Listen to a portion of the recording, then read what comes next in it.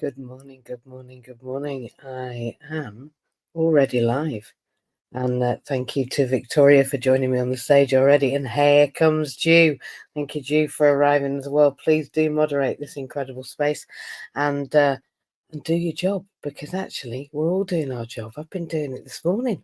I don't know what you've been up to, but it's Saturday the 30th of November, for those that don't know, and those that are on the stage that haven't become moderators yet. There you go. Good morning, Terry. Good morning, Claire. I'm just bringing people up. You're welcome up. The stage is everybody's, and we're going to get going right now. We're already live on LinkedIn, on YouTube, on Twitter, on Twitch, and on X. We're also in Clubhouse, and I have Victoria and Jew, Andrew and Terry on the stage, and next to me, look, it is almost Christy Mouse. Tomorrow, you know what it is. It's Advent.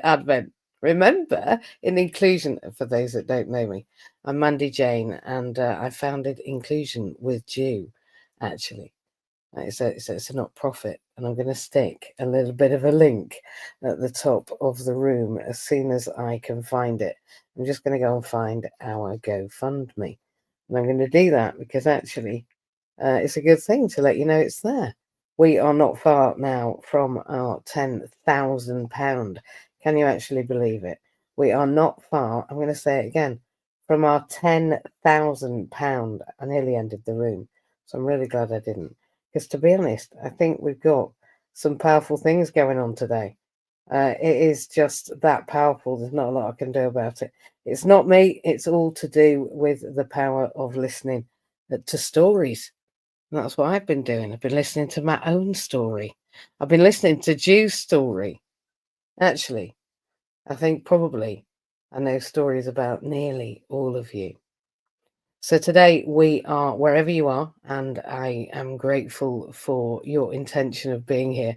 I mean, grateful for those people that are replaying, and I'm grateful for the people that have not yet even realised they're going to come across us and work out this morning's live. Look, I was just going to go on here on Clubhouse, and we are live on Clubhouse. And for those of you that don't know what Clubhouse is, we have some stories to tell. And I'm just going to say, all of you now, I bet you all have a story in your heart about Clubhouse. I do, you do, we do, they all do. We all say do. You see, there's stories in this place that nobody else will ever hear again. And there's stories that came from here that are yet to be told. Clubhouse is a powerful space. Why? Well, because we've got to listen to each other. And listening is the most powerful thing that we can do. And I'm going to talk to you about the power of listening to yourself. I'm also going to talk to you about the others in the room. Halo's great to see you. It's beautiful to have you here. I'm just going to add you back. You've got 40 friends already.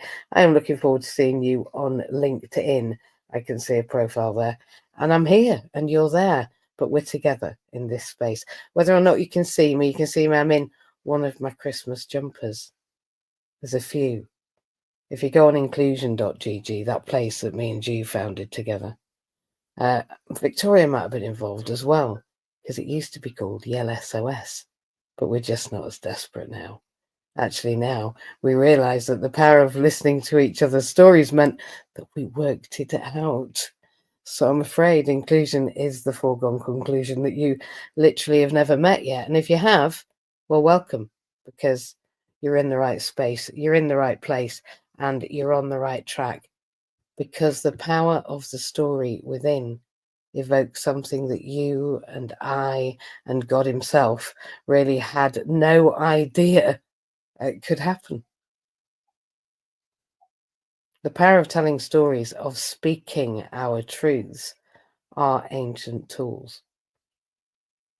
Actually, they're the bearers of hidden truths. Actually, they really do and are the key to unlocking the mysteries of our experience, of our existence, of our becoming, and of our ending.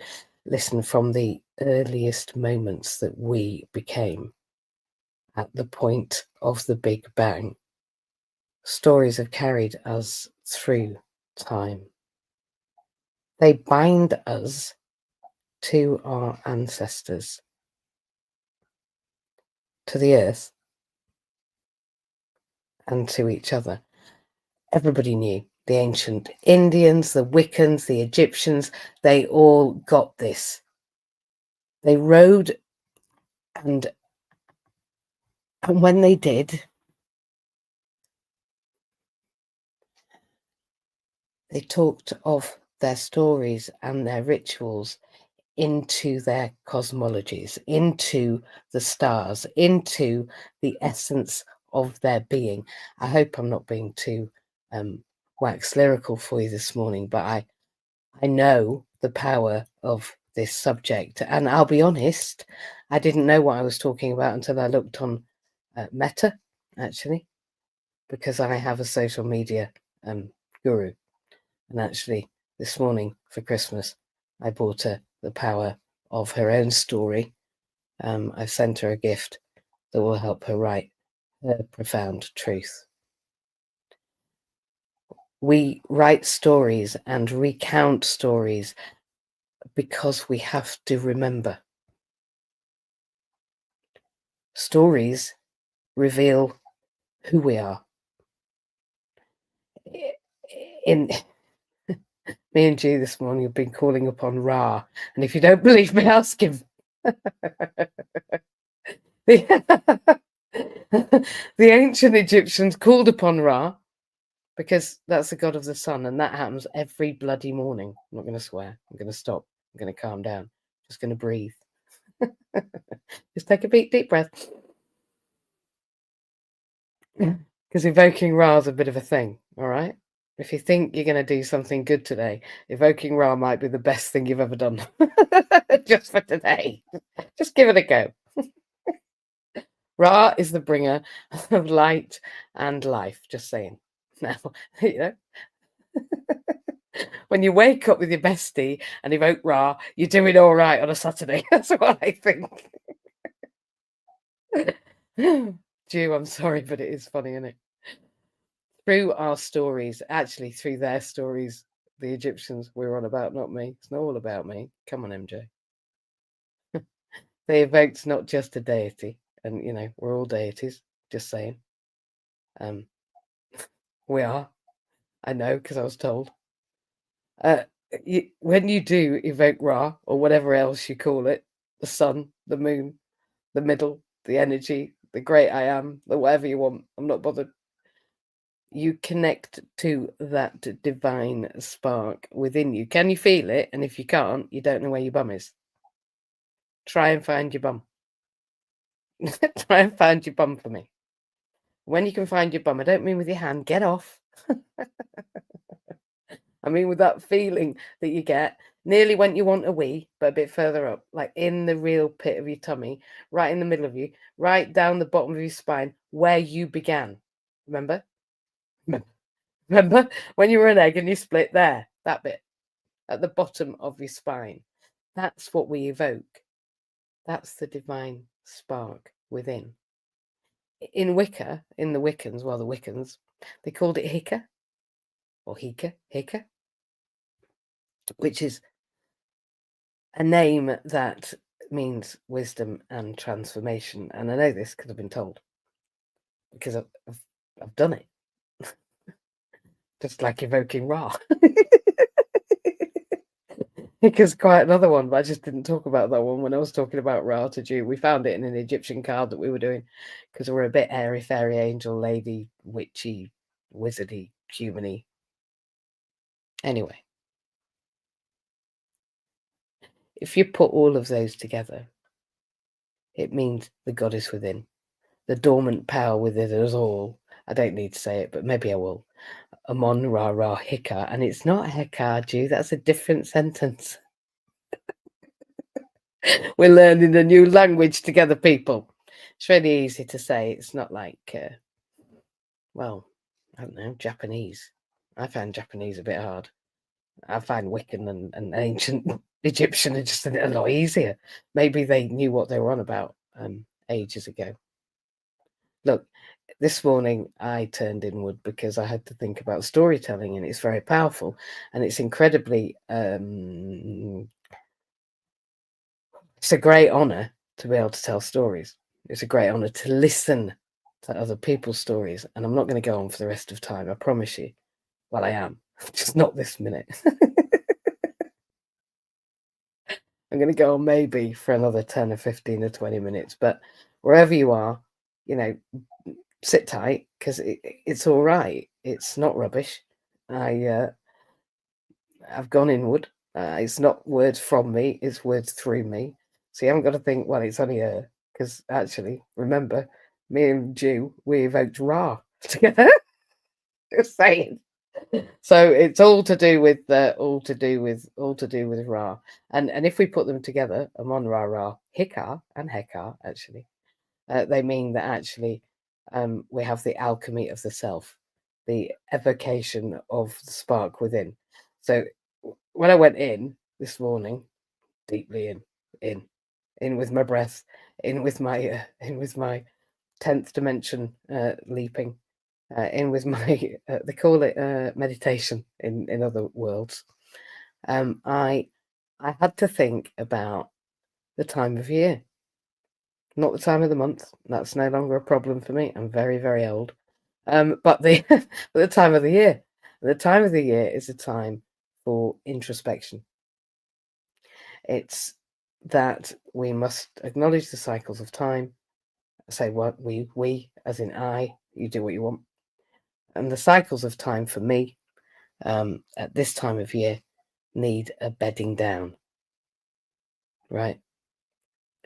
In this moment, it's about transformation, and I'm up for transformation because I think I've said I wouldn't say I was a finished product when I began, which sounds a bit logical, but just saying, I wasn't very good.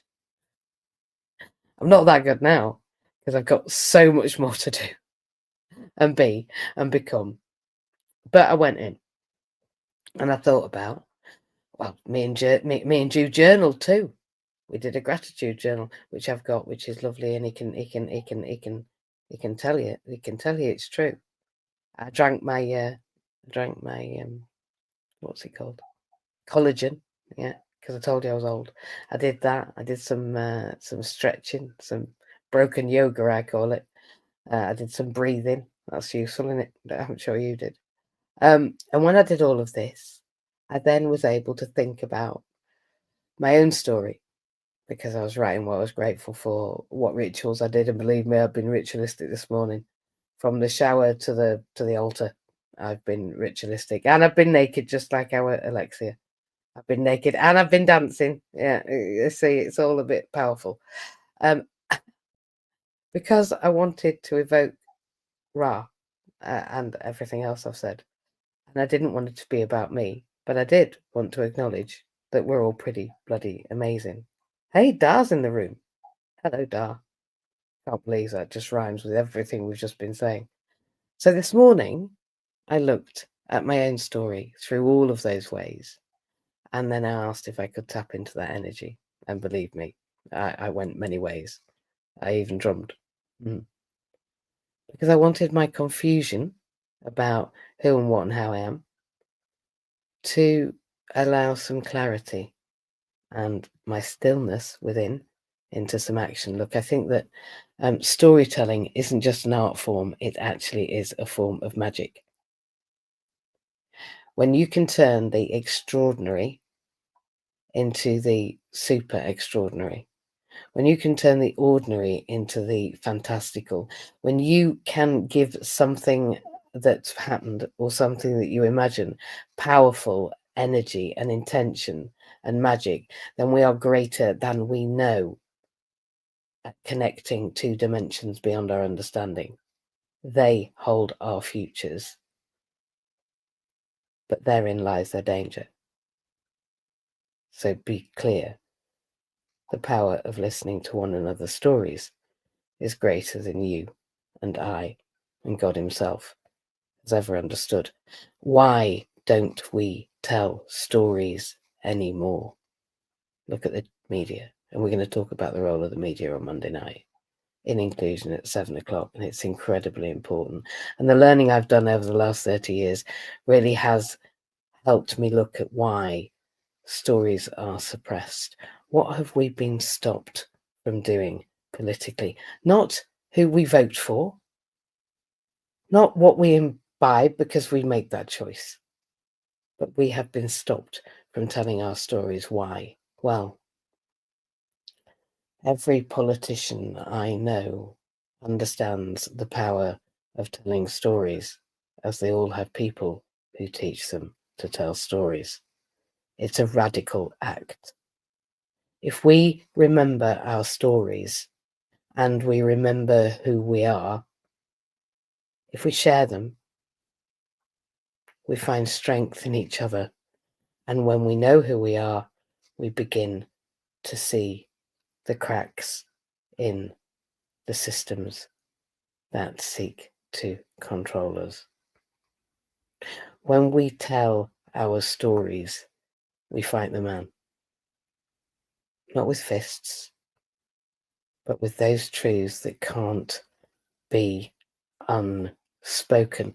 When we speak, the words abracadabra, again, you'll find that's Sanskrit. Powerful words, meaning I speak into being. Magic. Listening is an act of defiance in a world that silences us or seeks to, and believe me, the powers that be are seeking to silence me. By listening deeply to the stories of others, we uncover the patterns and our shared dreams, our collective pain. The stories of our forefathers are the stories of our future, of our truth. They reveal paths that we might take or warnings that we should heed. And the act of listening itself is a revolution. When we reawaken our communal power that's been systematically eroded, then we awaken our inner spark. We reclaim our stories. When I can hear the voice that says I am enough, and that's not waiting for the storm to pass, it's learning to dance in the rain. When she has the courage to speak and the wisdom to hear, to listen, alongside the fire to act, through storytelling, her presence is evoked. His presence, their presence, Ra, is evoked. And every one of us, as I've already alluded to, are deities. I am means I am God. When we work that out, we connect. And when we connect, we heal. And when we heal, then we can rise together. In our telling and our listening, our connection happens. Little did I know, you know, we know, God knows, that telling our stories and letting us listen, we can find out who we are. I don't want to fight anybody, except with what I now know. I've known for a bit, but I wasn't sure how to tell anybody. We have the unstoppable power when we know and remember. On Monday morning, we're talking at 6 o'clock in Motivational Monday about the fact it's Advent. We're not. We're talking about the fact it's Christmas. We're not. We're not. We're doing a Christmassy thing, though. Well, I'm not sure. Probably not. It's probably a bit defiant, actually. To be motivated by lifting our voices together is probably an act of defiance too. So if you feel like being defiant on Monday morning at 6 o'clock, I think we're probably going to get together in this same room. If you're not on Clubhouse, we might be on LinkedIn, we might be on Facebook, we could be on Twitter, we might be on Twitch. We haven't decided yet. But this morning I felt it was important that everybody heard, frankly. Everybody ever, anywhere.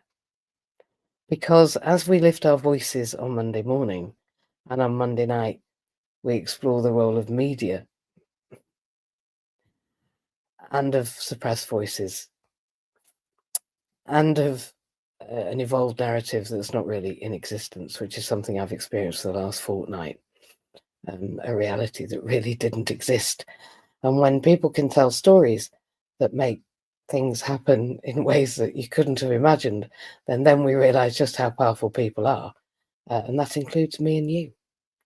So whilst people might show me the power of the unspoken, I now know the power of the listening and the speaking and the recording of such speaking and listening. Look, I am going to be telling our stories and I'm going to be listening to yours. And inclusion, which is, as I said, a foregone conclusion, is going to be loud and proud, even if the assisted suicide bill gets to hear another day. Of course, that was yesterday in Parliament.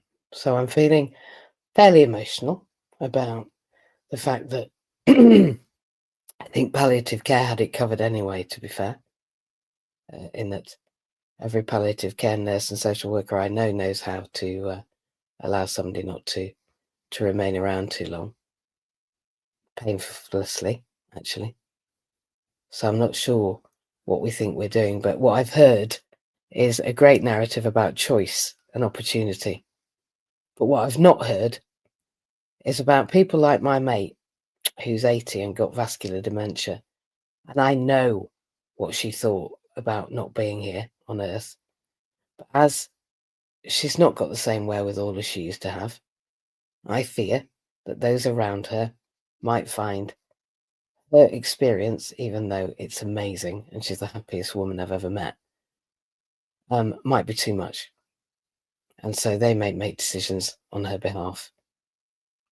So that's my fear. And so loudness has to be something that goes with a little bit of strategy, which is that actually I'm going to stand up and be counted for what I believe in, no matter what other people think about it. I'm not interested. What I'm interested in is my truth and about being kind to each other and about understanding that all the rest of it is pretty much rubbish, right? The big houses, the small houses, the cars, the jobs, the sorry to say it, all of that stuff that we all chase, absolutely pointless. Absolutely. You might go, yeah, yes, there's a sat in a warm flat at university doing shit she wants to do. But it hasn't always been like that. That's my family. So listening is something we can all do. It is an act of defiance. It is. The point is, the reason we can't do it is because they didn't want us to remember how to. And do they teach us to do it in school? To tell stories? No. They teach us to speak their stories. And we already have everything that we need inside us. Every story from every ancestor we've ever had is held within us. And when me and Dewey vote Ra, well, all hell, let's let loose. Or it might be all heaven. Look, I'm gonna move on because there's a lot of people here, and I know I'm sitting in a silly Christmas jumper with a pair of boobly things on my head. I forget what they're called, them things. I realise I look silly, but I'm not so silly. Not really. But I can be silly, which is important because having fun is also important, as well as being very, very serious about the fact that we can evoke Ra and, and remember who we are. And it all rhymes now, and all the rest of it. I think that when we put our intention into telling stories, then and literally tell our truth, and don't try and dress it up as if it's for anybody else, because it doesn't work. You just got to say what your truth is. When you do, Ra's there, and all the other words that we've talked about, abracadabra and all those. Literally, it's so easy. It's so easy. You just got to tell it as it is. Tell them what you told them, and then tell them again, and then tell them what you're going to tell them, and then tell them again. Just tell people how you feel. Each other.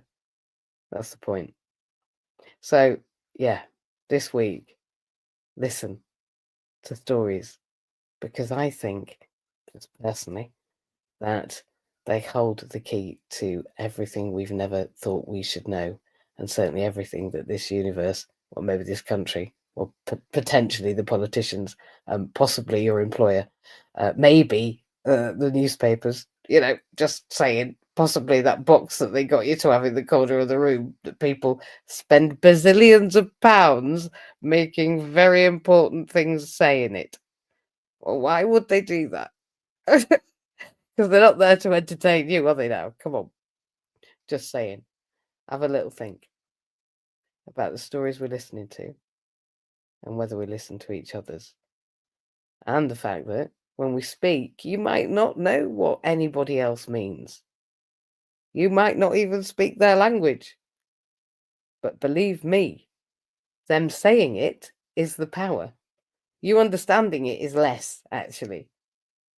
But you listening to it is key, because the power is held in it, whether or not you understand it, you see, which is the power. And that's where we have to listen to each other's stories. Now I'm a little bit excited, but actually, when you realise that you're a storyteller, and by the way, I'm going to a storytelling club tonight at 7:00 for the first time ever. Yeah, it's in Chapter in Cardiff. And everybody sits and tells each other stories. I can't think of anything more amazing. So I'm going to go and try it out, because I can. So have a think about what you're listening to today.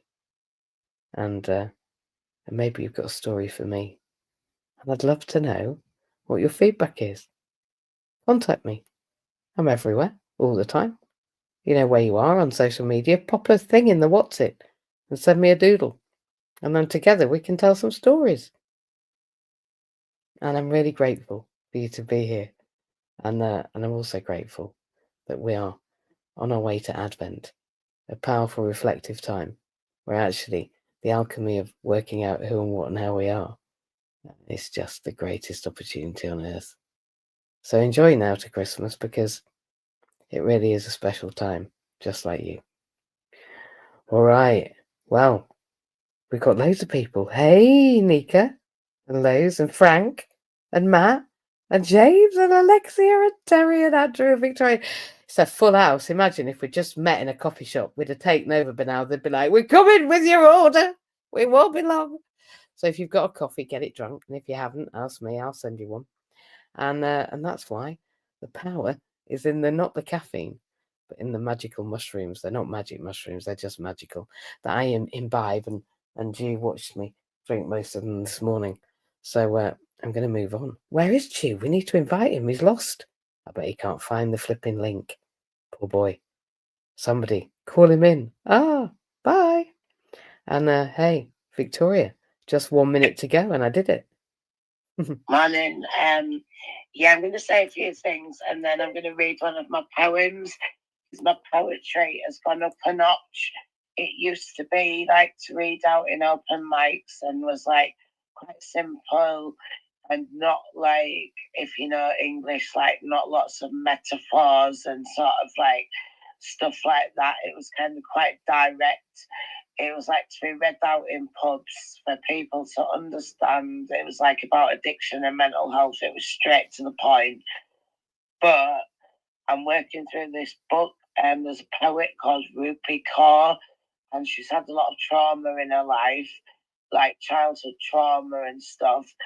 And her poetry is amazing, and I'm working through her workbook, and it's really improved my poetry. So I'll read that at the end when I want to hand over, and I won't take ages because there's a lot of us here. But regarding stories, they are powerful. But as everybody knows, I've just gone through a breakup and a mental health crisis and deafness all at the same time. And I couldn't do my poetry at that point when it was all happening because words were too direct, right? Words would have been too direct, it would have said too much, been too revealing.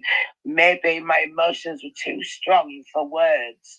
So I did painting, and James owns one of those paintings now. Thank you, James. And he loves it, and I'm sure it looks amazing in his house. And yeah, I needed visual because my emotions were so strong and it was all so powerful what was going on. But now I've got to the stage where I can readdress what I addressed in pain with words, with a more like kind of like, oh, what's the word? Where you look back, episodic memory. Indeed, yeah. Reflective. Yeah. And I'm able to be more pragmatic and more balanced about it. So my poetry isn't going to like rip anyone to shreds, if you know what I mean. Exactly. So yeah, I've been able to do that. On the work front, I'll just add in, I got a notification from Etsy saying that people had £430 worth of my stuff in their baskets. I was like, whoa. So I've sent them all a 10% coupon code so that they hopefully follow it up and click buy. So that'll be really exciting because I haven't made a sale yet. Obviously, I made a couple of sales privately. But yeah, it's all happening. So, and the other thing about stories are powerful. And years ago, a lot of people couldn't read in the days of Charles Dickens, and people wanted to hear his stories, and they used to club together and get someone who could read to read it out in like groups, you know, so that they could hear the novels, which is quite amazing. It certainly is. The power of listening to each other in that regard was that everything was hidden in words and nobody had taught anybody how to read because, of course, we go back to the political suppression of people's voices, don't we? Only the few that knew would know the key to the words that told the truths. Yeah, exactly. And obviously back in those days as well, if they wanted to send a letter, they had to go to someone and dictate it to them, and they would write it and send it for a fee as well. Exactly. Spoken word is the key to all, literally all that's wrapped, hidden deeply inside us. And you say your poetry has gone up a notch, Vicky. Everything for people that are awake. And when I say awake, I mean the 8% of people, and that's my estimate, of the entire universe that actually has some insight into our alchemy, into our capability. And those of us, and this is what frightens them, if you want to call it them, is that there's those of us that have experienced great misfortune, great lessons, that also have a freedom of brain evolution, architecture, origin, whatever you want to call it, that means that we can think outside of the box. Now, when you put together what is happening, I'm going to put this in terms that I hope you can get me. The magnetism of the universe, the energy that exists because of the position of the cosmology, because of where the planets are, because of the age of the Earth, because of how old it is in relation to all the other planets in this solar system, which you might as well call, I don't know, what do they call it in this word? Astrology, right? But also physics, quantum physics as well, and looking at where the universe began and where it's going to end and what time we think we've got and what's happening. When you put all of that together, there are those of us, and I'm going to include myself in this, that are just going to evolve so quickly that nobody is going to understand the speed at which it's going. Yeah, I agree. I'm actually reading a book called Your Mind on Plants, which is about caffeine and other substances that we get from plants, and another one called This Will Change Your Mind, about the science and research into psychedelics. And like you say about the mushrooms, like they absorb the earth and everything. Like, it's really amazing. And I just went to bed, and in my subconscious, after 3 hours, I processed my most recent psychosis episode. And because I was in my subconscious, it made it so lovely and palatable that is now processed, and I'm at peace with a heck of a lot of stuff that's happened. And you're going to be doing some research into this, aren't you? I am. In London. And I think it's vital for mental health. Like, vital. So do I. I think it's actually my moral obligation. Yeah.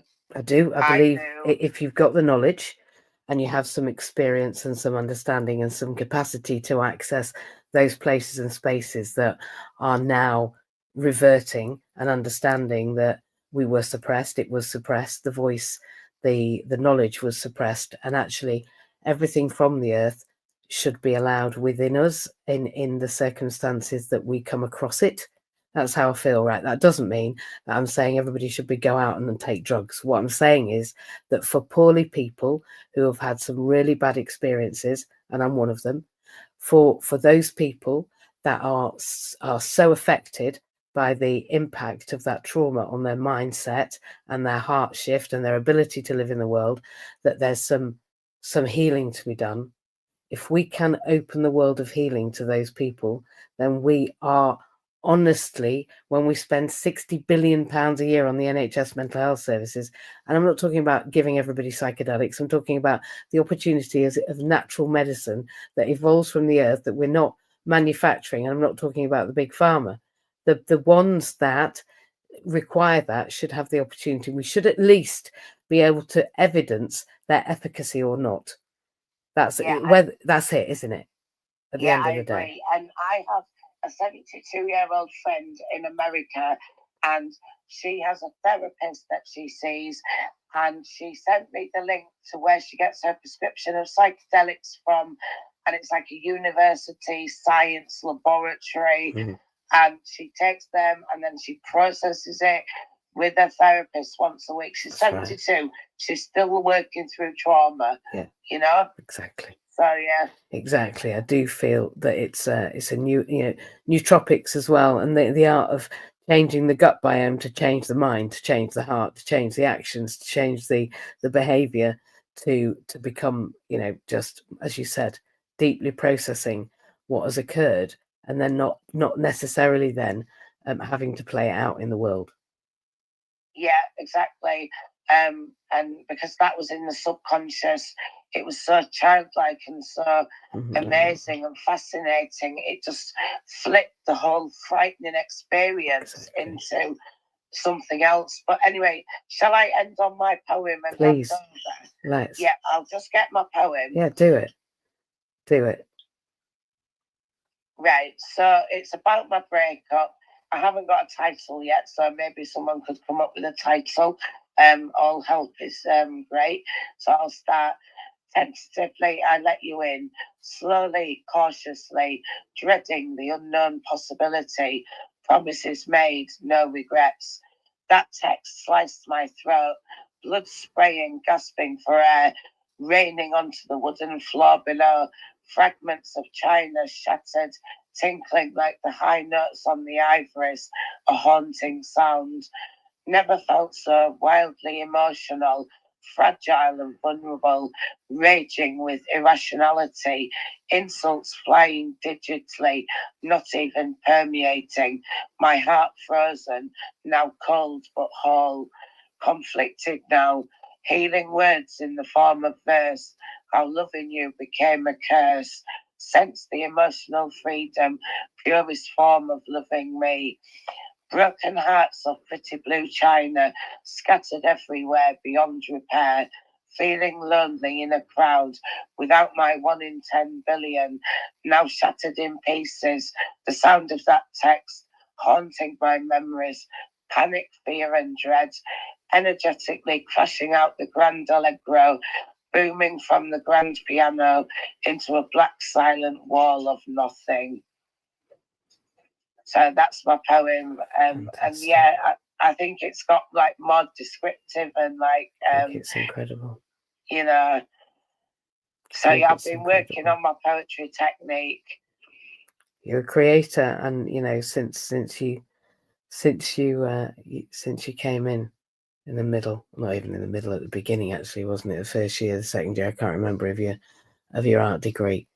You know, your energy and what you bring has been open to me from day one. You know, I can see. Nobody, I think if people meet you and don't see anything that I don't see, they need to open their eyes. And frankly, your becoming has been a powerful experience for me. I'm grateful that you keep evolving yourself. Yeah, well, it's exciting, isn't it? It's like a journey. It's so exciting. It's so exciting. And when you work out it is about the journey and not about the destination, actually it becomes so much more exciting. So thank you for sharing that. That poetry made me, well, it brought the energy of Ra into the world, and I deeply drank from the center of the universe. I felt very, very much like universal energy was just much more powerfully able to flow through me. I got goosebumps. I felt excited. I knew, and I'm grateful you experienced such depths of emotion, and I'm also wanting to soothe the agony of that becoming, because it's just like being born, bloody painful, but it's got to be done. Isn't it? It's got to be done. It's got to be done. It's got to be done. Everything that you brought together had to be done. It wasn't a case of anybody's fault or blame. It just had to be done.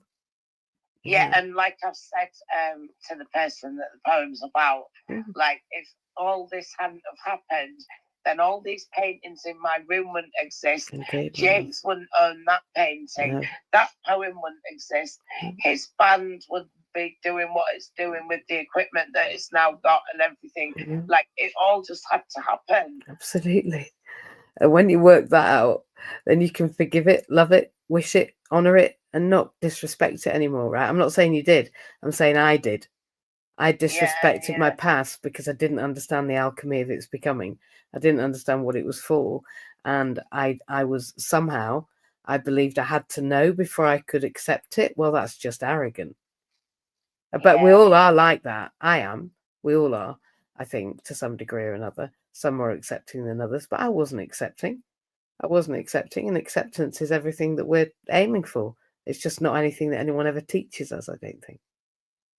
Yeah, it's all the process, and we're on a divine path, and I don't believe that these paths haven't been walked before. No, neither do I. You know, I knew you. I know you. This is the thing. I see you, and I think we know what we see when we connect into who and what and how we are. That's the middle of me. That's that bit when I said find your bum. When I feel myself there, and I don't mean physically, then and my energy centers, you know, what you call your chakra points, when I can connect from my crown to my sacral to my root chakra, when I can align all that, when I can feel it all, when I'm in meditation, when music goes through me, when I hear your poetry, when I watch an animation that or look at a painting or a piece of your work. It's why I love galleries. You know, the energy of their intention is in it. So that's why art is so powerful, because what we hold in it is what holds in it. Whether we understand it, it doesn't matter. It's the energy of it being in there, the abracadabra of art or poetry or music or voices or stories. So no, you're powerful, and I'm grateful for you. Yeah, thank you. I'll let everybody else speak now. Exactly. Yeah. Andrew, you there? Yes, good morning. And it was very nice to listen to Vicky's poem, and a lot of what we talk about here, and also kind of having worked with many disabled students in a variety of different roles, we can actually learn from our service users. And I do now, having gone through kind of various things since we first met, I actually think that if we adopt that ethos, similar to what you did, I remember that one of the first things you said to me, do you have Asperger's? And you were as flippant as that. And I was thinking, how the heck? I've only just met you 5 minutes ago on Skype. How on earth did she guess? Because people kind of like, oh no, he's just dyslexic. He can talk for Britain. Well, I can. But now, in terms of actually, what I'm trying to say is that if we adopt the approach, act onto others, onto which you would like to have yourself. Mm. So, for example, with my gran, she was quite a bit of a matriarch, to be honest, and I do miss her deeply. But one of the things that she taught me was always making sure you look out for other people, but sometimes you have to put yourself first. And so I am still annoyed with the essay because, lo and behold, Dundee, who want me to start on the 3rd of I think it's the 3rd of January, still have not processed my DSA. Are you in? They forgot to actually tell the DSA that I'm going to be studying there. But I'm not being funny. I'm not going to let them get away with it. In terms of equipment, I don't really need so much that. But the guy who helped me towards the end of my MA, he is also interested in technology. And, he works for Beacon, who are very good to me. And, I'm not going to be pushed into, this is who you're going to be using. No. And because I got on well with him and he's learning about it, and he's got an autistic son, I think he was saying to me, who's interested in technology, so we can help each other.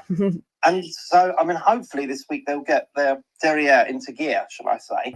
But also, when we learn to, sometimes we have to be flippant, and sometimes we also need to learn to adapt. So yesterday, I did think of you actually, because I was helping a student in Leeds, not far from Scarborough, or closer than me. And basically, one of my colleagues couldn't get an app to work, but for some reason, Leeds decided to block access to Scholarly OneDrive, and I couldn't for the life of me fix it. But the student was like, "Oh, actually, you know what? I'm worried about the hard drive. Why don't I just upload this through Scholarly just using the DIY?" And I said, "Yeah." And my colleague was like, "Oh, I didn't realise that." So we had a chat. So she was, she's new to us and listening. Oh, thank you very much for telling him, because she was feeling a bit, not necessarily anxious, but a bit concerned. But, sometimes I stopped what I was doing because I saw a message come up in the chat. Sometimes we have to learn that, if we're a team, then we have to pull each other, help each other out. And so in about sort of 10 days' time, I'm going to be meeting a visually impaired student online. I have done my sort of basics and the training is going really well. And what I like about the trainer is he's telling his story. So he's blind, and he's actually kind of asking us, how are you finding it? And he was open. So I used that caption software that you helped me get through Access to Work. And you know what? He actually likes it. So if anyone who doesn't know, Caption is a very good transcription service, only available to autistic students and those who are hearing impaired. And what I like is it is cloud-based, and you can use the phone app, and it works the same in either platform. So if I want to use it on my iPhone, it's not going to cause any disruption to my Windows laptop, because the documents will upload. And what I also like is when you've got more than one person speaking. So unlike Glean, Caption does actually have different colours. And what was really interesting is in the transcript, it was green for one person and purple for another. Well, green's my favourite colour, and obviously purple is associated with disability. So I thought the pure irony.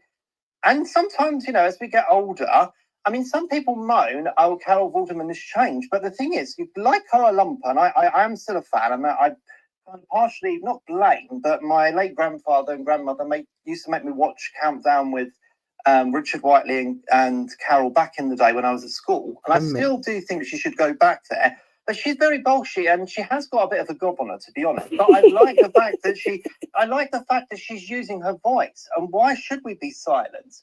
And she's now on an honorary Doctor of Science from UWE, and we do have a lot of clients there. And actually, because she's been doing work kind of behind the scenes for years, I think it's time for the recognition. Yes. And so what? She does dress a bit, maybe some people say different for her age. She's about the same age as my mum. But the thing is, she's using her voice. She's taking the government into account. She's exposed things, and I like the fact that she's being daring, because there are too many people on the telly who will just kind of be a bit boring and bland. Mm. And at the end of the day, I'm hoping one day, she'll go back on Countdown, even if she's just a guest for 1 week in Dictionary Corner, because she still speaks to Susie and and Colin Murray, and I don't think she speaks to Rachel, but they're following me on Blue Sky, and Blue Sky is a new app that it's similar to Twitter. So in terms of the changeover from an Asperger's point of view, it wasn't too bad, but it's way less toxic. And I like the fact that people are just having a genuine conversation. There are quite a lot of autistic people who've embraced the change straight away. I found 10 after just signing up to an account. I love it. One of which is Fergus Murray. And some of you may or may not know of the late Dina Murray, who was very much a kind of pioneer of her time, who unfortunately she passed away. But, we have to listen and get our voices heard. And, at the end of the day, if you want to be a good friend, just be a good friend. And if someone is struggling, just pick up the phone or even text people. And, I think having lived on my own for, 4 years plus 2 months, so quite a bit of time now. So, 50 months. Oh, my God. Mm-hmm. Through COVID, through bereavements and everything, you get to appreciate things more, I think, when you're on your own. And I do think as well that, we need to kind of celebrate diversity. And, I hope everyone has a nice day. I'm going to be a bit daring. So this morning I'm going to go and look for a couple of presents for Jaron. Whether I buy them or not, I'm not sure, but I will be buying him a card because there's plenty of card shops. And I hope people do have a good day. And if it rains today, well, so what? We can't keep staying in. And the retail outlets do need us, because otherwise, if we don't use it, we'll be stuck with doing everything online. And I still do like to go to the shops. So anyway, I'm going a bit of a ramble, and I hope everyone has a great day. I love you, Andrew, and I love the fact that you're daring, because you are daring. Actually, you're daring. You're daring in your choices and your activities, and you're fighting the narrative of all of those things that I saw when I met you. And I know that you felt that what I said was flippant, but what I felt was what I said was true. And unfortunately, sometimes I can come across a little bit too ahead of the direct, a little bit, just saying it as it is. And I know that's hard, but look how much time we saved just by going, hey, do you reckon you might be one of me? So I'm grateful that I saw you, found you, met you, and that you are moving on to Dundee. I can't wait for you to go to that. I just can't. And your DSA, everyone's DSA is delayed. It's how they're saving money. They're doing it with access to work. So don't let it be said that it's not deliberate, because it is. And I know it, and they know it, and they can come and argue if they want, but they know how direct I'll be with them about what I know about it. So unfortunately, they can't kid me on anymore. Not anymore, I'm afraid.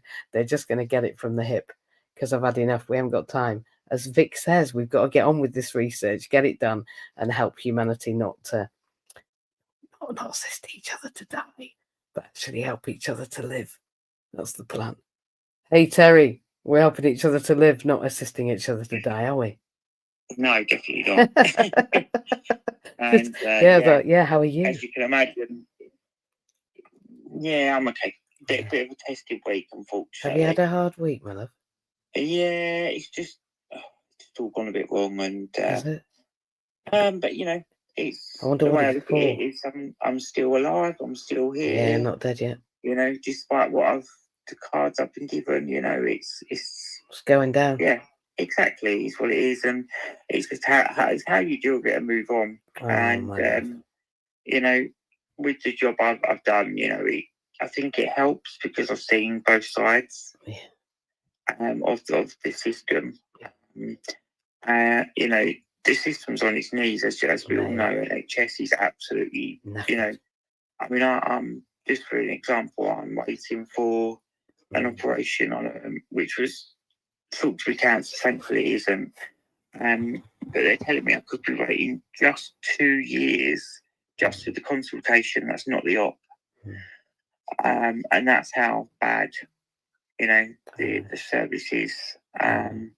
So yeah, that's a bit unfortunate, but obviously it's quite restrictive for me because I can't eat and drink very well, which then means I'm becoming malabsorbed, which means obviously we've got another problem to deal with. So I don't want to moan about me. That's not what today's for. But yeah, I've just been listening, and I found quite a lot of what people have said quite fascinating and listening. It's always good to be. I mean, I'm like a sponge almost. I absorb the information and I think about it, and then I go away and I sort of act on things or research things more and stuff like that. I'm always forever looking for things that are going to help other people, and I'm always sharing. I'm always looking. How can I help other people? And that's quite, that's just me. That's what I enjoy doing. I enjoy learning about new things to be able to pass it on. So yeah, I'm just sort of quite intrigued, and I don't really particularly have a story as such, but I think it's just nice to listen and sort of take some other people's things in, because you learn a little bit more, I think, and especially when you hear about how things affect other people and how they deal with things. It gives you ideas on how to manage yourself and your own situations that you deal with. So yeah, I sort of don't really know. I don't really have much more to say, really. I love what you say. It's just, I think it's the time of year, isn't it, where we've just got to be a little bit forgiving, because people are stressed. People are, washing around, doing the shopping, doing what, and I just want to think, one thing I want to say is just, not kind of related, but it is, don't forget to take a bit of time for yourself. Exactly. A little bit of self-time, especially with these busy months, this busy period. Just take a little bit of time for yourself, because I promise you, it will come back to haunt you if you don't. My story is a pure example of that. I was doing too much. I was pushing myself, and I had a stroke. Yeah. I was 32, and I had a stroke. So trust me, it's not worth it. No, that's the same with work as well. Work, personal life, whatever. Just take time for yourself. So that's sort of my key message, I think, for sharing. I love the fact that you're sharing exactly how you feel, because your experience is for that. It's for you to share that. Actually, if you could look back, and there's lots of millions of things that I could look back on and not regret, but go, actually, knowing what I know now, I'd probably act a little bit differently back then. That's okay. It's not about regret, but it is about saying, actually, I feel that maybe I took a bit much on, and that may have had something to do with what happened to me. And might you want to look today? And maybe if you think about taking those few minutes, maybe you will, just because you'll remember my voice this morning going, go on, take a few minutes for yourself. Take a bit of self-care time. Go on, think about you. I know the rest is important, but do you remember what Terry said? You had a bloody stroke. Now sort yourself out. Just that. That's a story. That's a story. Without having to go into the gory details, we know that strokes are shit. I know that many of the conditions that we all experience here are terrible, but they teach us things. And what they teach us is that take some time for yourself, mate. And that's more powerful than a lot that could be said this morning. So Terry, please never let it be said again that you have nothing to say, because you have everything to say, often without too many words. And that's powerful. Yeah, and that's just me. I never want to say the wrong thing, because sometimes I do put my foot in things. I don't think sometimes.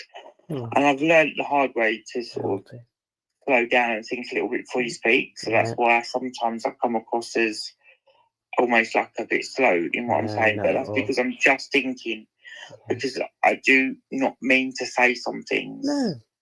Well, none of us do. You know, and unfortunately it comes out. The other thing is that you can be judged for that then. Instead of it being that actually you're just saying as you feel and you didn't mean any malintent. I mean, I'm not talking about you, I'm just talking about everybody. But then people aren't very forgiving, and I think this time of year particularly, when people aren't in relationships or they aren't going around to see each other, and then Christmas comes and you've got to do all that, getting over the awkward and going happy Christmas, and maybe you feel regret about all that, I think a little bit of kindness to ourselves first and foremost, and then to each other is a hard gig, but it's one that actually there's a lot of healing goes on at Christmas, as well as a lot of loneliness and sadness. It's a time of reflection. So in that reflection, I think it's powerful to reflect on taking a bit of time for you, because you're the only one you're going to end up with, right? That's right, yeah. Yeah, thank you, Terry. You're a star. I'm going to go and talk to Alexia, because we've got 3 more million people, which is amazing. I love seeing everybody. It's great to see Dale. It's fantastic to see you, Ace. I'm loving the fact that Carl's here. Frank, I'm loving the fact we've got a second week with the Frank. And that Matt's up on the stage. Smita, hey, lovely. I'm going to go to Alexia, because we've had all the boys this morning. I mean, I'm not a boy, but you know what I mean. I still don't know where Dew is. I'm going to go and chase him in a minute. Alexia, hello, my love. Good morning. Good morning. How are you? Well, I'm getting better. I'm like you. I'm getting over the dreaded bug with plenty of the organo and everything else. Yeah. That's definitely made a difference. Mm. One thing I think I would like to say to people is don't be afraid to say what you've got to say. If people don't like it, as long as you're not being aggressive or deliberately rude, don't worry about it, because there's always going to be those that are not going to agree with what you think or what you say. Mm. So let's not worry about that one. But I would like to bring up the NHS and where things are going. Mm. People need to take responsibility for their own health. The NHS is not there to pick the pieces up. Yes, to some degree it is. Obviously, I need a knee replacement. But technology and TV has made us addicted to this pill, to that pill, to somebody else who solved the problem. Yesterday, when Paul was here, we had about 10 minutes before he was going. We were sitting talking about it, and I said, people have got to take responsibility for what they do, and certain people, it's finding a compromise in life, and it's finding a compromise with this planet. Mm. I made myself ill by working every hour imaginable. I know I did that. I know what hours I was working. And, sorry, it's made me come to terms with it. So we've all got to change. We've all got to adapt. But with this assisted dying, I personally, if you look back in history, and thanks to being registered with the blind, some of the books they sorry, send have really made me think. And this, I don't know who it's by. I have to go back and find out. But this is about the early days of psychology. And quite honestly, in a lot of ways, it hasn't moved very far, and it's actually dangerous what they do. I mean, one of the things they did years ago, and I can see it with assisted living, with assisted death if we're not careful. If it's a family member with money, if they can find a way to put them away somewhere so they've got access to that money, that is scary. That went on, and that is still going on today. So it's wonderful now that there is a group of us that are prepared to stand up, who we are different to the rest because we have to move differently because of the way our bodies are made. But this is happening to the human race all the time. Nothing is perfect. No car is perfect. No person is perfect. So there's going to be defects. The earth has its defects as well. So the power of working together is where the change is. I agree. But there's one thing you can all do for this Christmas. Think before you load those tables up with 3 times as much food as you're going to eat. It's not necessary. You don't need it. It's social media that's made you do that. So you don't need to do that. So think about what you can buy less of. How much you can actually... Christmas officially is only 2 days. So how much of that food can you eat without wasting it in 2 days? If you just think about that, the saving you can make to this planet, and that might mean that there's more resources somewhere else in the world. So when I talk about these things in the blogs, it's for a good reason. It's to show that there are ways of changing what we do. When I was talking to Paul yesterday, I said around where I live had a really bad reputation. And yeah, I can't get out and do the rubbish till they do something about my knee. And I think I might write directly to the surgeon and say, look, I'm not an OAP who's sitting about on their backside doing nothing. So can you please think about doing something about it? It's not so much that I want to queue jump, but I want people to realise that if you want action, then you've got to make it happen. You know that from where you were when we met on Clubhouse. I know that from what happened to me. Yeah, you'll get what I call carrots. And what I mean by carrots is somebody will reach out to you and suggest an idea. And that might not always sit well with you in the beginning, but step back and think about it. Can you make use of that? Can you reuse that in some way? Because when we do that, that's when we really make a difference. And I'm going to say thank you to those of you who sort of acknowledged that I had a rough week. I've come through the other side of it, and I'm still a little bit not quite there. But then, having not had a cold for over 8 years, this one has been a bit of a challenge. And some of the old remedies actually work better than going and buying what you can buy in the shop.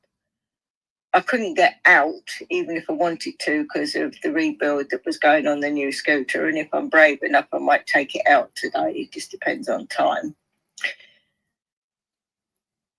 So I had to use what I got.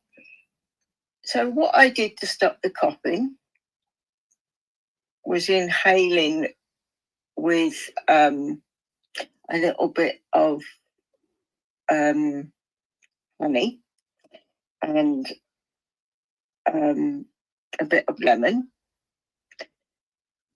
And although I don't drink now, I still keep a little bit of whiskey. I put honey, milk, sugar, and whiskey together because that helped clear my body. It made my energy. It made the bad things come out through my skin. And there are times when we can use things like that. So that actually cost me nothing to do because it was things I already had. I didn't need to go out and buy all these capsules and things to stop coughing. The simple techniques are very often the best. They take a little bit longer to work, just as the organo takes a bit longer to work. But in these times of thinking about money, what can you do for less? Exactly. And do something for the planet? Because you'll be helping you and helping your family. and you can still have a good Christmas. You don't need 18 Christmas presents. Can you for once cut out at least one of them? Because those things make a difference. Yes, businesses need to keep going, but they're very clever with their adverts at getting you to think you need things that you don't actually need. Absolutely. So ignore those adverts and just get what you really need and think about what you can use and what you can reuse. That scooter, I'm going to post another picture of it, Dan, because I need to find something that goes on the front of it that's actually got a bit of wit on it. So I'm going to put it out to you lot, because I haven't come up with any ideas yet. Daniel hasn't come up with any ideas, and it needs something on the front with a bit of quick wit on it, but it needs to be big enough that it can be seen. So I'm going to let someone else speak now. Thank you. Have a fantastic weekend, everyone. And I'm sitting with my doggy, Snuggler, on today. And my doggy's not pleased with me because I haven't let her out the kitchen yet. You're having some peace. I'm really grateful for you. Thank you for being here, and thank you for sharing. And I think being mindful of what we do is really important all the time, and you help me do that. So thank you. And I'm glad you're feeling a bit better. I worry about you. Thank you for everything that you and everyone else has done for me, because what it reminds us is that when you're having a bad day, when you've got a group like we have behind you, it's nothing like as bad as you think it is. There's two sides to every story, and it's up to you which one you listen to. Yeah, there is. Absolutely. I agree with you. And I think you can look at things in more than one way. And well, I think if we've got to think about things, we might as well think in a way that helps us feel more positive than negative, if we can. Hey Taylor, great to see you in gallery. It's nice to see you as well. Hey Taylor, we've missed you. Yeah, I completely agree with you, Alexia. And whether it's stroking your dog or going out even to the shops or having a cup of coffee or writing your gratitude journal, whatever it is today, like Terry said, take a minute for yourself and think about other people too at this time of year particularly. Thank you, Alexia. I'm just going to go on to James and say good morning, my love. How are you? Honey, yeah, really enjoyed listening this morning, because when Victoria started with the poem, I thought, well, that's so good. I'm going to save my poem for another day, because it was just it was just so inspiring, really, to listen to the journey that she's on at the moment. And obviously you've known Victoria's journey for many, many years, so you highly resonate with that. But it's ringing. But if you both pull to refresh now, the piece of art that Victoria was referring to is actually on my photo. Yay. So if you all pull to refresh and then click on the face. If I click on the face, I'll probably remove the photo. But it's a beautiful landscape of a tree with two people deep in thought underneath it, and it's beautiful. Really, I'm really grateful that I received that gift, and Victoria received the gift of my payment for the value of that wonderful image that she's produced. And I do like what Alexia said about the gifts at Christmas. I've gifted myself lots of free decorations this Christmas, because I've not bought any yet, other than some tree fern, and I'm going to make that into a wreath over the next couple of days, because I've got at least 12 more days before I need to be asked about putting up my decorations. And then 12 days later, they'll go back in them big white coffee boxes yet again. And some of them are off to the cycling shop this morning, because I've got to put their tree up. And really, their tree goes up for the 1st of December, because I'm not going to dictate to them what what they want to believe in, because they will believe in selling people really good value bikes that have been pre-loved. And we have had some donations from some bicycle companies of new factory seconds that have minor paint faults on them, which yours truly has already tackled with the little enamel tins that I used to build aeroplanes out of. And it's just handy that I saved all my own tins of paint. But yeah, I'm not going to do any poetry this morning because I've really enjoyed listening to everyone. And yes, it's nice that those little tins of paint weren't in plastic tins, really. Exactly. They're in metal tins, and that's where I'm going to end on that today, because I don't need to speak my poetry. The majority of people know the story and the adventure from the darkness that I was in to just moving in the right direction, and like the train service moving forward in Italian books. I'll be could be using them later, but there are other train companies available, and hopefully the timetable will be fairly useful this weekend, because I'm visiting the lady that just spoke before us, Alexia, later, and I'm looking forward to that, because I suspect I'm going to get some cookery lessons. Or that's what I'm hoping for, and just really to relax, because I've got my sleep up now to 8.1 average a month hours wise, and that's one thing I've really worked on this year is my sleep. To get that, I know the other areas I need to work on. That's why I'm going to have old school cookery lessons and learn some more new values on the cooking front that a lot of us have lost over the years. And I think if you can find someone with the wisdom that's got the skill base, because some of the stuff they write in these books about cooking, I think, no, I need the hands-on experience. So I'm going to head up there with some other gifts, which are pre-loved gifts. And I'm sure Alexia will recycle them really well in her office and in other places. And I'm going to move on now because I've got to open the shop in 13 minutes. Wow. So have a beautiful day, everyone. I will be listening, and I've really enjoyed everyone's story this morning, Andrew and Terry as well. And obviously, I'm going to change my photo in a day or two. But thank you so much again, MJ, and I'll see you Monday morning. See you Monday, my love. Have a great day. Enjoy putting up that tree. Mine's already up. My decorations are there, and I'm definitely facing the 1st of December head on. I've got my own advent calendar. I got one bought by my PA on Friday as well, with little pockets in. So I'm going to fill that this weekend. And then Trey's got his. We got his carer to carry it across because it's as big as his door, with those pockets in. So yeah, we are excited about the beginning of December as we look forward to those days. But remember what Alexia said about not too much. Have a good day, James. Matt, good morning, my darling. Morning, MJ. You're Morning, right. everybody. Just pouring my 4th coffee. Nice. 2nd mash up. Oh, I'm going to have one in a bit. I'm having another in a bit. I'm excited. You made me mash up. You're the monkey that made me mash up. Honestly, one more, that's illegal.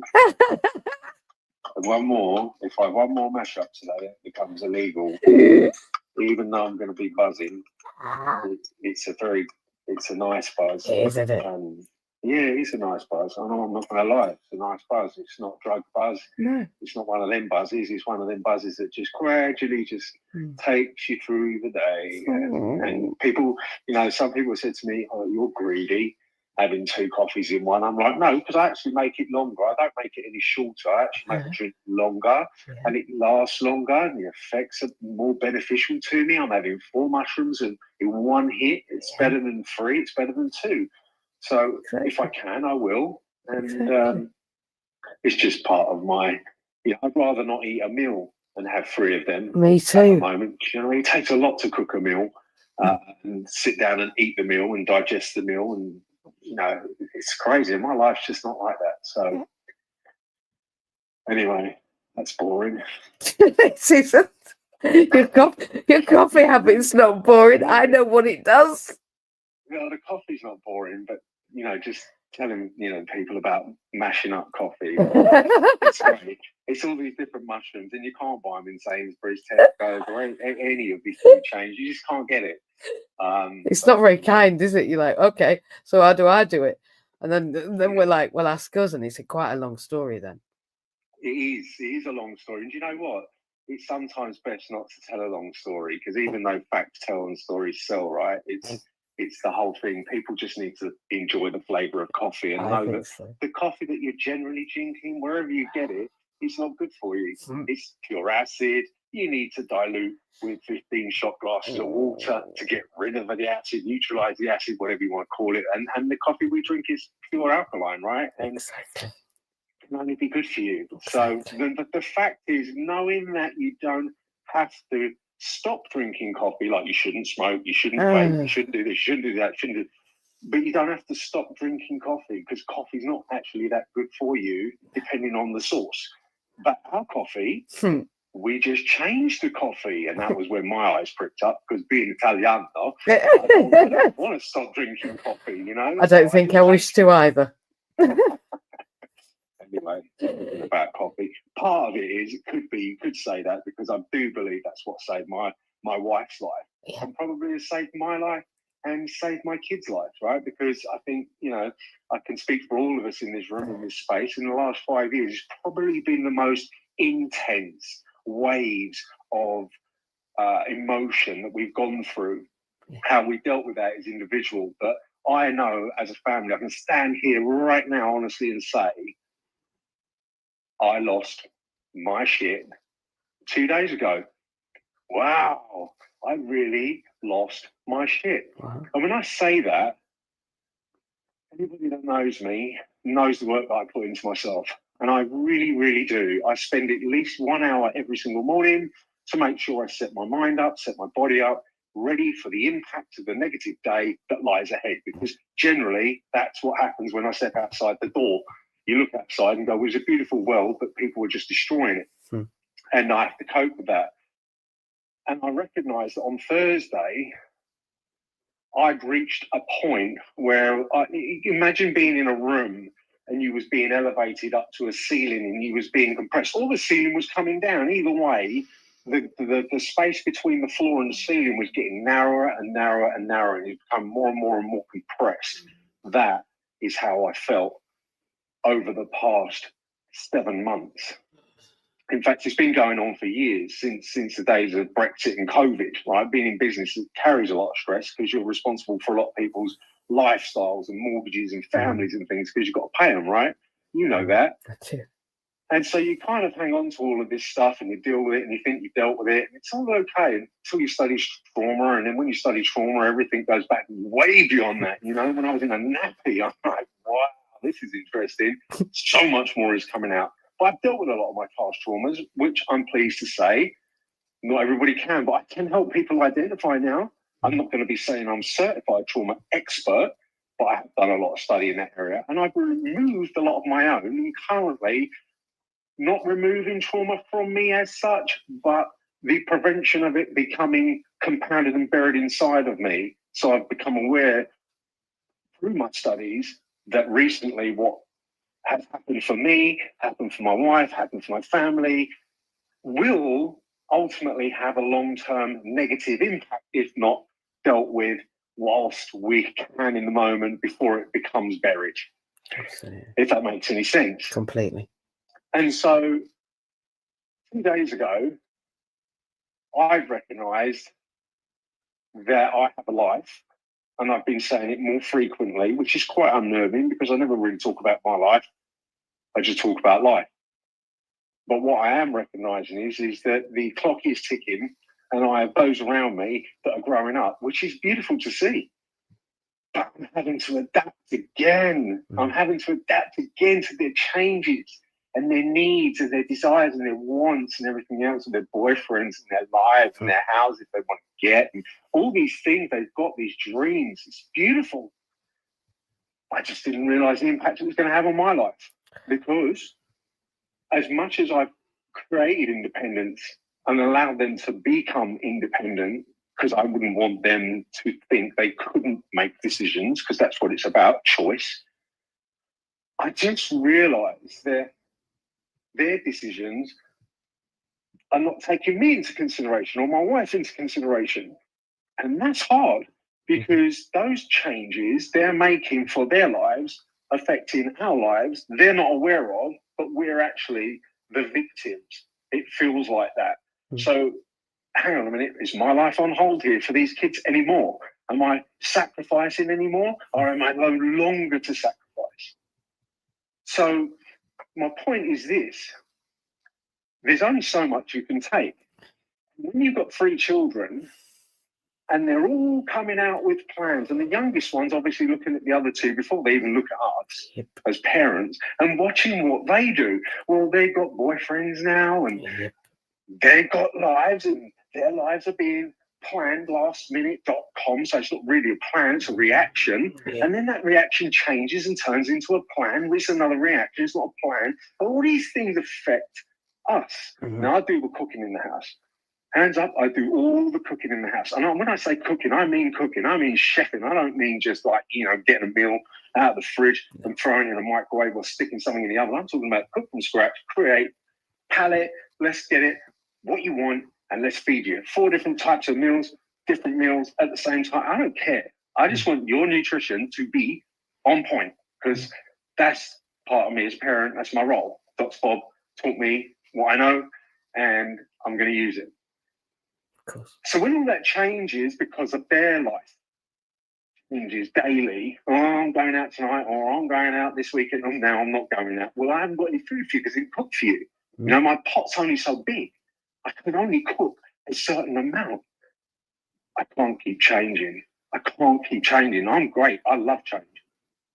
But I can't keep up with these kids. And I lost my shit.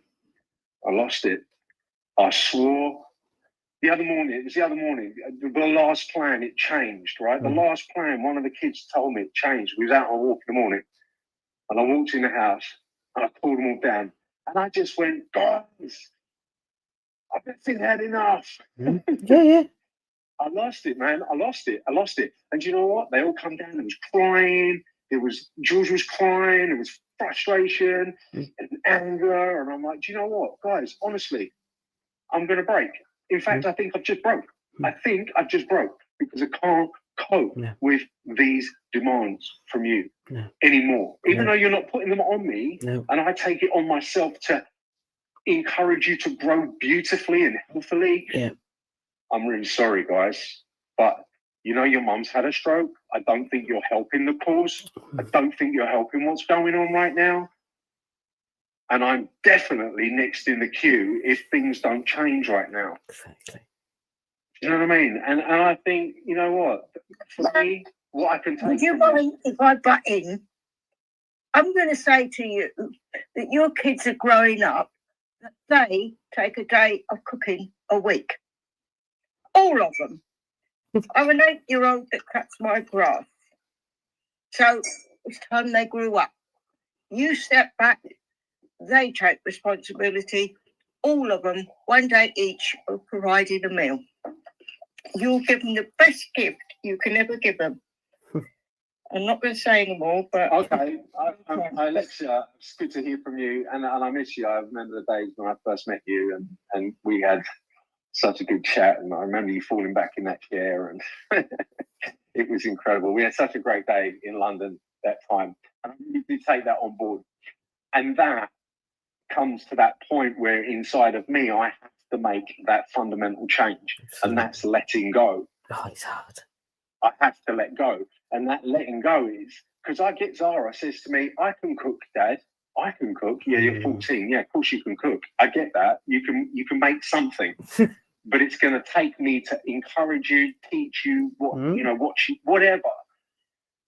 Francesca is she's on a 47-hour week, 48-hour week. She works really hard. But it doesn't mean to say that she can't do other things. It doesn't have to be about the cooking. It just needs to be other things, right? And Scarlett, well, Scarlett, and if you've heard my stories over the last 4 years, her nutrition is on point. This was a girl that was 6.6 stone, 2 weeks left to live 2.5 years ago. She currently stands at I do believe, because we haven't had a weigh-in now for about 2 months, because she's out of that now. She currently stands at she's just under 6 foot. She's 5'11", and her weight is clocking up, I think, 10 stone 1, or just under that. Wonderful. She's a beautiful child, but that's taken me and her to work together.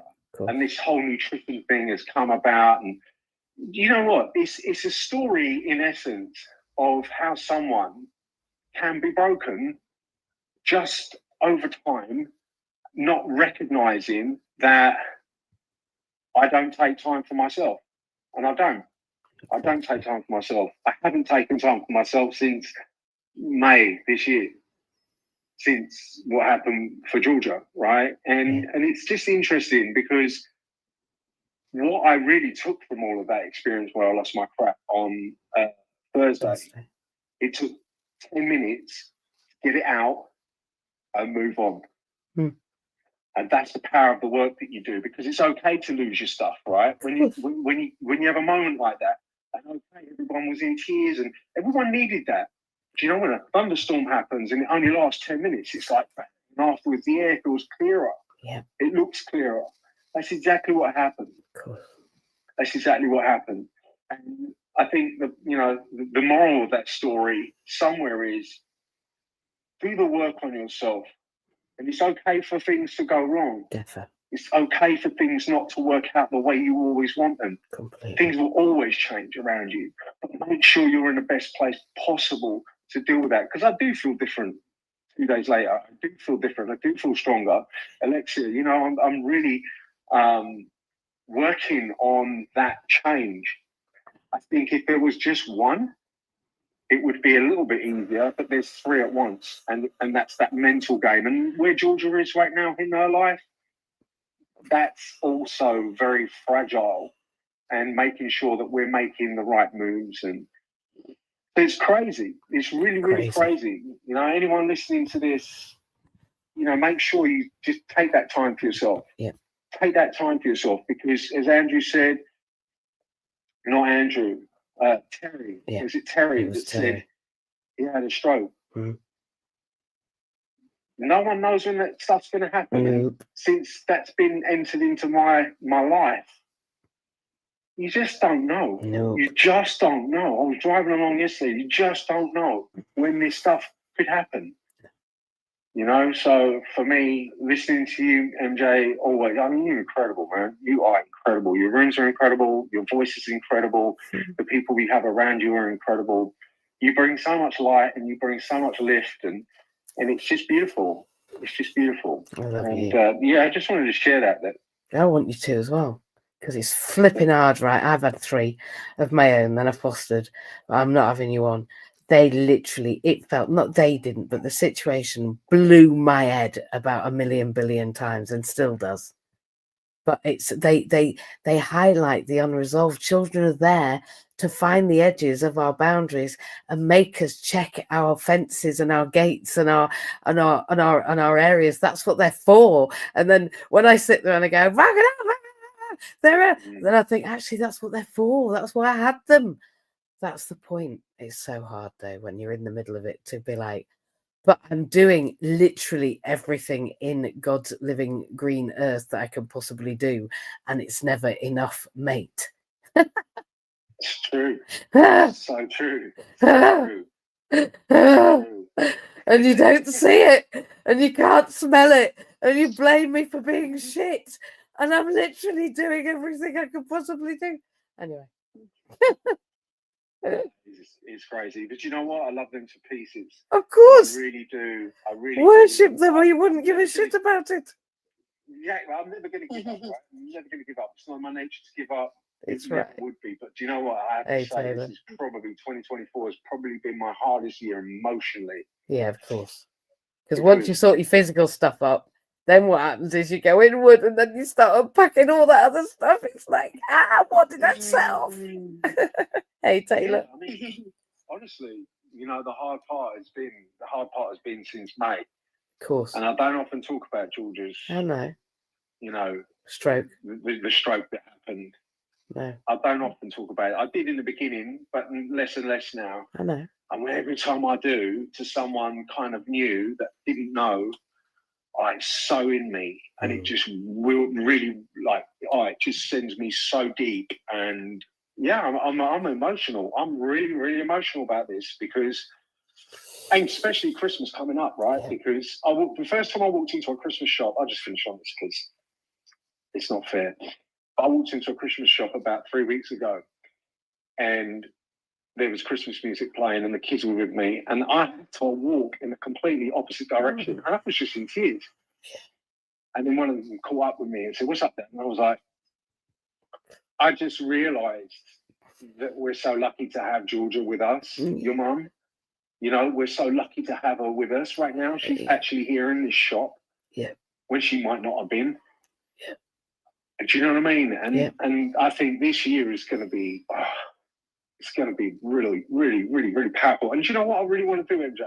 And I'm so torn between two things at the moment. I'm buried in trading, learning, right? Good. Learning like you never thought.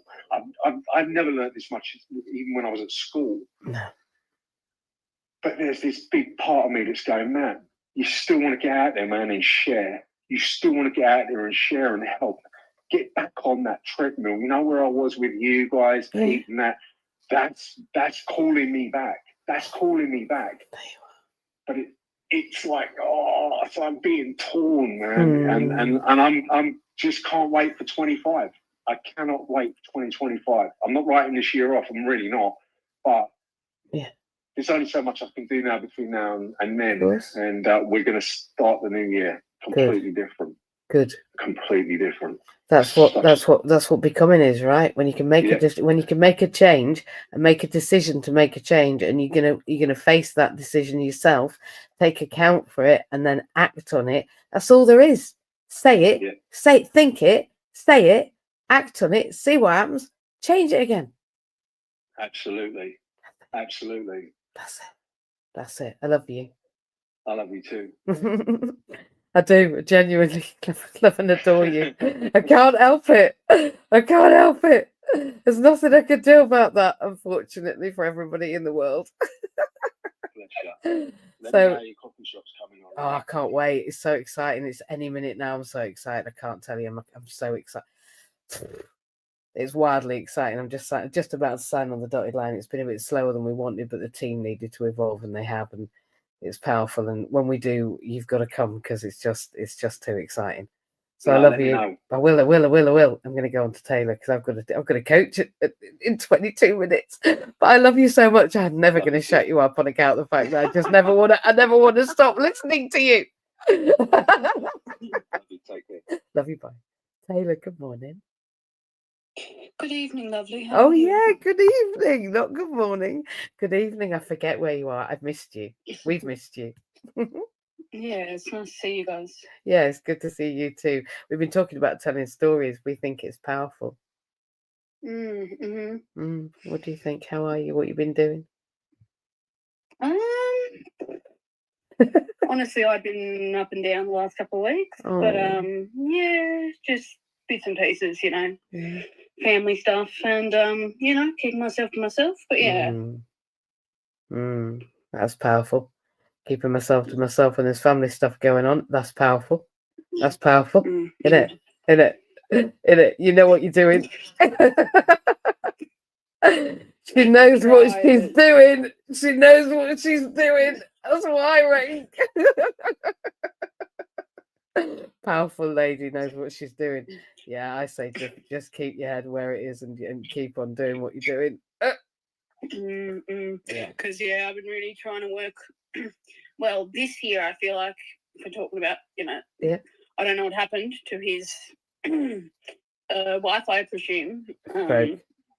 But I think what he was talking about was amazing. But in the same respect, mental health is a massive thing for me as well, Being blind, it's a massive toll on me. But of course it is.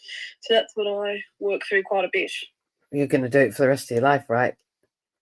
I feel the same about not being able to run up the road. I'll be honest. I'd love to get over it and say all my wheels are sexy and I love my Omeo, but I do. But There's that bit of, well, why can't I have what everybody else has got, right? Even though they haven't really all got it. It's a story I tell myself. I'm like, everybody else has got absolutely everything. It's just not true, is it? You know. Yeah, well, mine's sort of a state of, if I get into an anxiety attack or, those sort of things for me on a daily basis, it's just learning myself how, to not go into that, because I was always from a younger fight or flight, and I would, go into flight mode and get very panicky. So I've learned not to do that as much. But it's something that, my depression and my attachments and stuff like that I'm still working on. But yeah, absolutely. And the fact that you've turned up here and that you've got people around you that go, hey, we missed you, that I don't think there's anything but belonging. I think seeking to belong to one another, with one another, and have a shared experience and be able to say who and what and how we are freely is about the most powerful thing I've ever found, actually. That's what I think. So, when you're feeling shit, reach out. You've got me. You've got my number. I'll give you I'll put my number. I'll put my mobile. I'll message you the mobile, because there's just no need for any of us to not have our space where we need to say, actually, this is a bit hard. And I think that there's a thing that that I forget who it was, because I'm not good with names, but it will let me send it after this, I think. I'll send it after this, Taylor. I'll just put the message together, but it won't send me. That said, look, actually, the best thing we can do for each other is rather than be like, look, you reach out and tell me what's going on. The best thing to do for each other is to reach out and say to each other, hey, I've got 7 minutes. Because apparently, if we listen to each other for 7 minutes, then we feel heard and valued and seen. So best to text somebody and say, have you got 7 minutes? And then nobody's guessing. Wow. Yes, yeah. Because if you just go, hey, how are you? People are like, yeah, fine. Or are busy, right? Yeah. And I've been on both sides of that, where people have just gone, hey, how you doing? And like, I'm someone who takes a while to trust. When I don't know you, it's different. It takes me a while to trust people. So when you ask me, are you okay? I actually talk. Good. I'm a very shy person, so I try, but it's still something that I've up and down with. But I think the power of, if you got 7 minutes, says to somebody, actually, I need your ear. I need your ear. Even if it's just, 7, I need your ear. And if that's all we show up to do, no advising, no shaming, no blaming, no controlling, no othering, no smothering, just listen. I think the power of listening for 7 minutes, we know actually that it's as powerful as any other effort in mental health services, or being there for each other, or being a friend. So I'm just saying to you that you're loved, and whatever you're going through, it'll be shit, but as we talked about earlier with Victoria, I don't know whether you're here, it has to be done, because working through that shit is everything that we do. So it will be shit. I don't like dressing things up. It just doesn't work. You'll be back to me going, actually, my week was crap. Well, sorry about that, but it probably would have been. But equally, in the moments when you can take a second, and work out that you're still here, like Matt said, they've got Georgia and she's still here. Yes. And so are you. Still got skin in the game. And we're winning. We're winning, my love. We're winning. So I'm going to run away, because I'm going to have a wee before I start coaching. I think you're all amazing, and I love you, and thank you for those that have stayed around listening. I love you too. Thank you so much for the conversation. It's all right, Taylor. Have a good week. Listen, we've been talking about the power of storytelling. I'm going to finish up for those that weren't here. We think that storytelling is not just an art form, it's alchemy. We think that in every story that we tell, we can turn the ordinary into the extraordinary, and that when we do, we ignite something within, something like you can call I am, the goddess, whatever you want, that says you're enough right now. You're always enough. And the courage to speak and the wisdom to listen is with the amount of fire that you can get from listening and speaking to act. When you put those three things together, then you have the possibility of ancient energies helping you become We are all deities. We are all goddesses and gods of our own transformation. Everything within us is the stories that we've got to tell. Our ancestry goes through us. It's not of us. And when we really listen to everything that our heart is saying, then we can start to unpack and unearth everything that we need to stop denying and repressing, actually, slowly and gently and carefully, with each other and wherever those spaces and places are, and whomsoever it is that happens with. So, I love you, and my phone's ringing. So I'm going to go now. Have the most beautiful week. And that includes everybody on social media as well. It's great to see you all. Bye-bye.